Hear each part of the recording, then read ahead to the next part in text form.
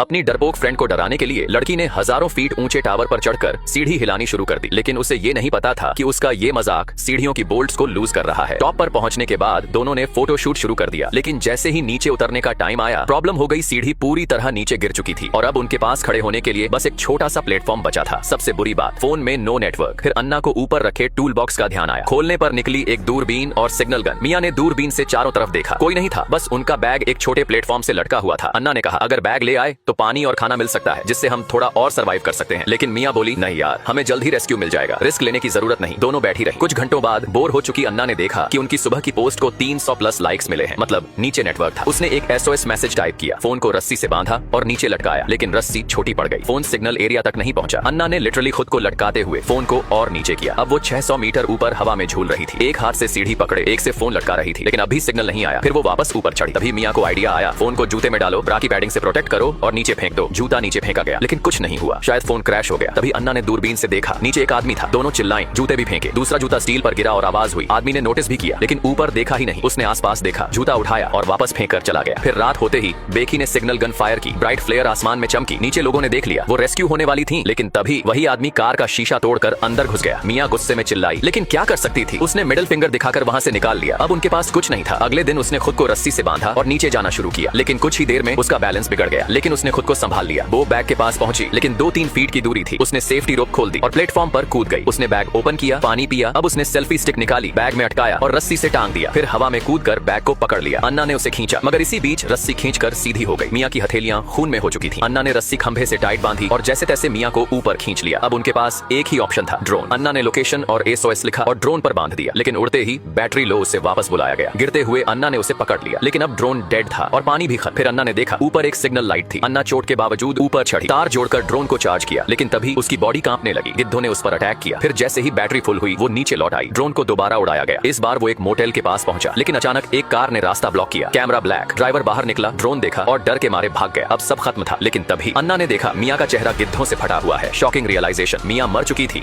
जब वो बैग लेने गई थी, तभी गिरकर मर गई थी। अब तक अन्ना सिर्फ उसे इमेजिन कर रही थी। डर, अकेलापन और भूख के बीच अन्ना ने आखिरी कोशिश की। उसने गिद्ध को पकड़कर मार डाला और उसका कच्चा मांस खा लिया। उसने नया प्लान बनाया। मियां के जूते में फोन रखा, SOS भेजा, फिर उसकी डेड बॉडी को नीचे गिरा दिया और इस बार मैसेज डिलीवर हो गया। रेस्क्यू टीम आ गई। अन्ना बच गई, लेकिन मियां की डेथ एक्सीडेंट नहीं थी, क्योंकि मियां ही थी जो उसके बॉयफ्रेंड के साथ अफेयर में थी। वो सब छुपाकर उसे टावर पर लेकर आई थी, लेकिन जब मियां बैग लेकर लौटी, अन्ना ने जानबूझकर सेफ्टी रोप छोड़ दी। और सबसे डार्क ट्विस्ट, मियां भी अन्ना को गिराना चाहती थी, लेकिन लास्ट मोमेंट पर उसका दिल पिघल गया। आप बताओ, ये रेस्क्यू था या रिवेंज? ये सर्वाइवल था या साजिश?